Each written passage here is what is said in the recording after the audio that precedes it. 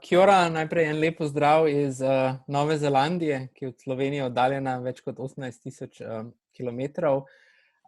No, Nova Zelandija je v bistvu, stvari so na Novo Zelandijo prišle z določenim zamikom, kar je najbrž tudi posledica geografske izoliranosti Nove Zelandije.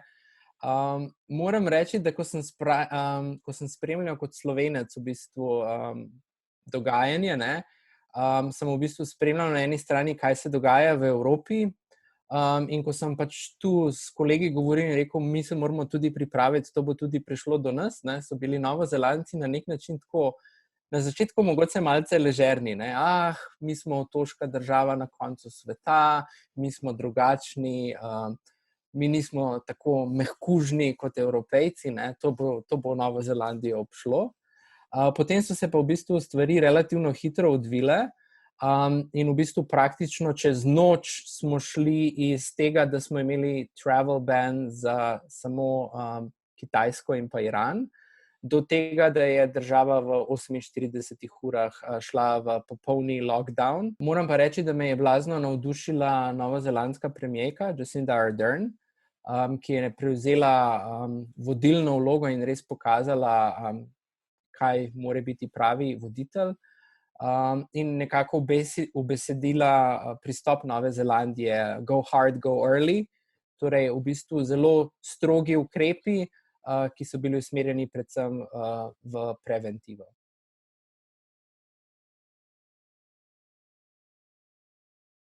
No, moram reči, da v bistvu tistega začetnega, to se nas ne bo tako dotaknilo, kot se je recimo Evrope.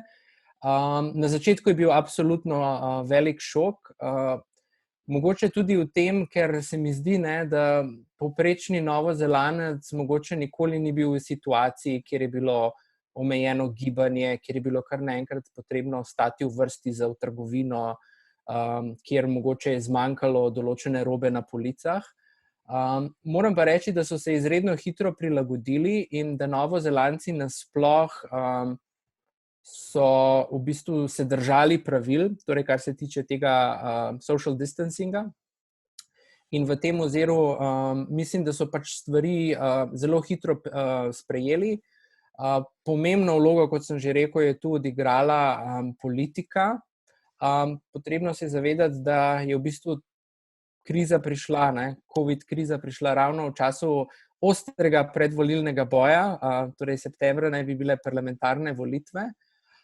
In to, kar me je res presenetilo, je, da sta v bistvu dve največji stranki, ki sta se obmetavali s takšnimi ali drugačnimi obtožbami, takoj, ko je v bistvu nastopila trenutna situacija, sta vsa politična nesoglasja postavile ob strani in res v bistvu nekako skupno nastopile. In moram reči, da v bistvu politika je na Novi Zelandiji odigrala izredno pozitivno in povezovalno vlogo. In moram reči v bistvu, da predvsem voditeljski slog premierke Jacinde Ardern, ki jo danes gledamo kot mamo naše velike 5-milijonske novozelandske družine. Premierka je tu v bistvu nekako na eni strani nastopila izredno človeško, vzbudila nek občutek empatije, nek občutek materinske skrbi, če bi lahko temu rekli. Na drugi strani je pa dala občutek, da so stvari pod kontrolo in v bistvu, da ima vlada jasno strategijo, kako se s tem spoprijeti in v bistvu vizijo, kako naj bi Nova Zelandija dejansko prebrodila to krizo. In to sta v bistvu tiste dve ključni veščini, ki jih imajo dobri voditelji v kriznih časih.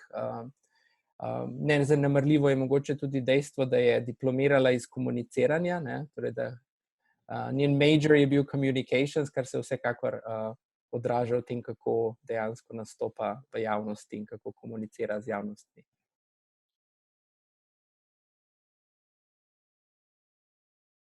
Dobro vprašanje. Zdaj, kar se tiče samega pedagoškega dela, mogoče v primerjavi z drugimi visokošolskimi institucijami, bodisi v Evropi ali v Združenih državah Amerike, se je naš rektor v bistvu odločil podaljšati mid-trimester break, ki je na Novi Zelandiji traja 2 tedna, ga je podaljšal še za dodatne 3 tedne in v bistvu v tem obdobju zaustavil vse pedagoške procese. Logika zadaj za tem pa je bila, da se je potrebno sistemsko pripraviti na spletno poučevanje. Torej naša univerza, Viktorijina univerza v Wellingtonu, se je nekako želila izogniti temu, da bi čez noč morali iti na spletno poučevanje, kjer bi dejansko se morali učiti sproti, kako uporabljati različne tehnologije in platforme. In ideja je bila, da se dejansko sistemsko pripravimo, da tudi v bistvu omogočimo študentom, da se najprej umirijo in v bistvu potem, da celovito sistemsko pristopimo do našega poučevanja. Torej, to je na pedagoškem področju. Tu je tudi izziv mogoče to, da imamo pretežni del mednarodnih študentov, ki so ta trenutek na Kitajskem in ki jih je v bistvu prizadel že prvi travel ban, torej v februarju. Imamo pa tudi kar nekaj mednarodnih študentov iz Združenih držav Amerike, ki so bili na Novi Zelandiji kot gostujoči tuji študentje. Kar nekaj teh študentov iz Amerike bi moralo prvotno iti na Kitajsko, pa so bili potem preusmerjeni zaradi razmer na Kitajskem.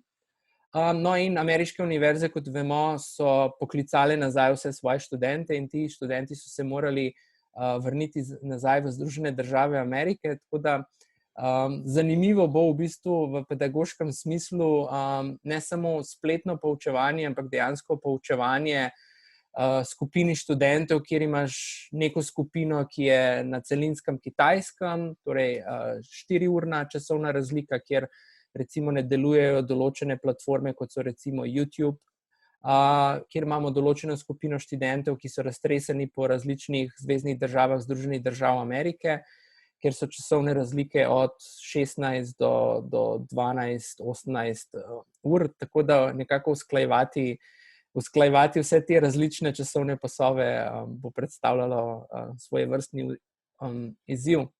Kar se tiče pa raziskovalnega dela, pa tako, če sem čisto odkrit, na začetku sem imel zelo, zelo velike plane, kako bom naredil marsikaj na raziskovalnem področju. Na žalost je bila večja prioriteta v teh zadnjih tednih predvsem pedagoško delo in pa administrativni del. Sem pa uspel dokončati določene stvari, ki sem jih nekako že imel v pipelineu. Veliko tudi berem in v bistvu kot nekdo, ki se ukvarja z mednarodnim poslovanjem, nekdo, ki je pedagoško in raziskovalno razpet med vzhodom in zahodom, mi je v bistvu izredno zanimivo opazovati optiko, skozi katero se gleda trenutne razmere, torej znotraj boja velikih sil med Zahodom in Vzhodom, med Združenimi državami Amerike in recimo Kitajsko. Tako da veliko spremljam, kaj se dogaja, veliko berem. Ravno kar sem prebral recimo Richarda Nesbita iz Univerze v Michiganu in njegovo fantastično knjigo Geografija misli.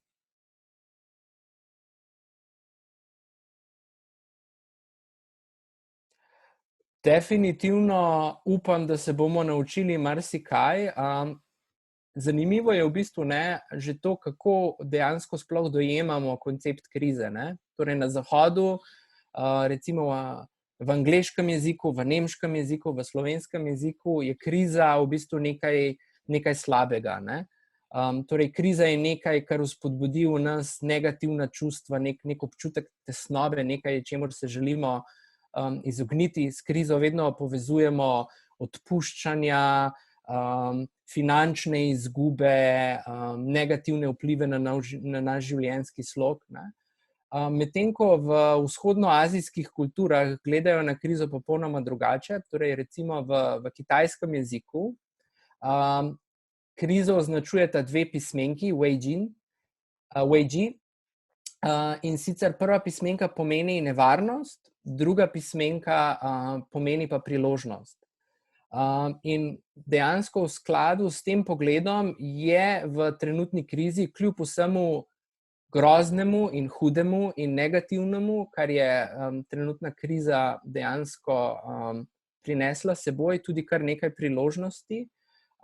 In verjamem, da iz te krize bodo določeni izšli zmagovalci. In ravno v tej luči v bistvu pozdravljam odločitev našega rektorja na naši univerzi, da je zaustavil pedagoški proces za nekaj tednov, da se v bistvu umiri žogica, da se umirijo misli, da se umirijo napetosti in strasti in da v bistvu si vzamemo nekaj časa za strateški premislek, kaj in kako naprej. V teh čudnih, turbulentnih časih mi je na pamet padla misel Petera Druckerja, v bistvu očeta sodobnega menedžmenta, ki se je ukvarjal ravno z menedžmentom turbulence oziroma menedžmentom v turbulentnih časih. In Peter Drucker je rekel, težava turbulentnih časov ni turbulenca sama, ampak nevarnost, da uporabljamo včerajšnje razmišljanje oziroma včerajšnjo logiko. Tako da v tem oziru si vzeti nekaj časa za premislek, mislim, da je nekaj, kar bi moral vsak izmed nas storiti.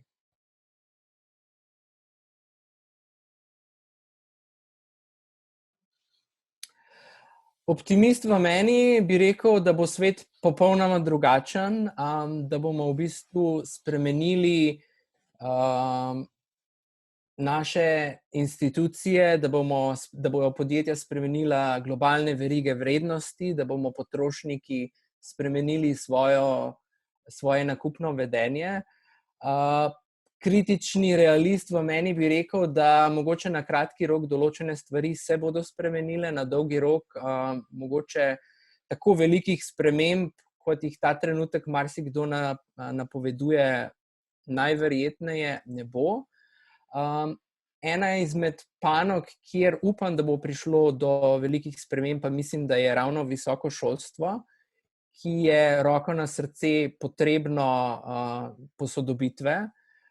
In mislim, da trenutno stanje je bil nek tak wake-up call za marsikoga v akademskem svetu, ne samo na pedagoškem področju, kjer smo dejansko ugotovili, da morajo univerze začeti razmišljati o tem, da ne bodo neke velike opečnate institucije, kjer se bo podajalo znanje, ampak da morajo dejansko vzpostaviti neke spletne platforme, kjer se bo to znanje prenašalo.